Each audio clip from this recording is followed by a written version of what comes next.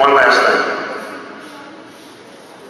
We've got to expand our own mindset and be more tolerant and understanding of folks who have made mistakes in life.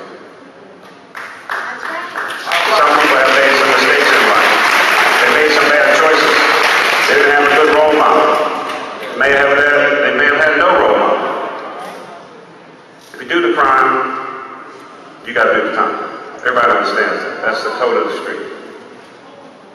But the time can't last forever. It can't last forever. And so when people come back, because most people come back, most people come back. They're coming back. They come back every day. They're not moving to Gladwin. They're not going to Cherry Hill.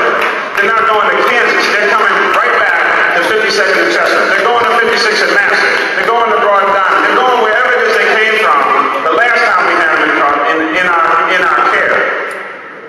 Because there's a vicious, revolving cycle.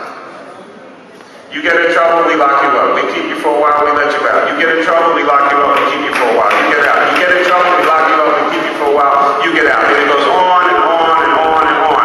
Because we have a 72% recidivism rate in the city. It's the same small group of people create all the mayhem and havoc out in our communities.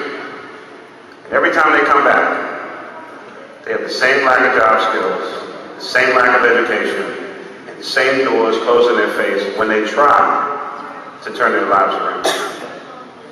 And so one of my former colleagues, Councilman W. Wilson Goode, introduced a bill that I wrote, and hopefully it's on its way to getting passed next Thursday.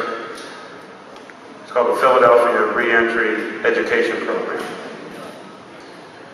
I'm prepared to give any business in the city that hires an ex-offender a $10,000 credit against their business privilege taxes, because we need to provide some incentives for people to get to work.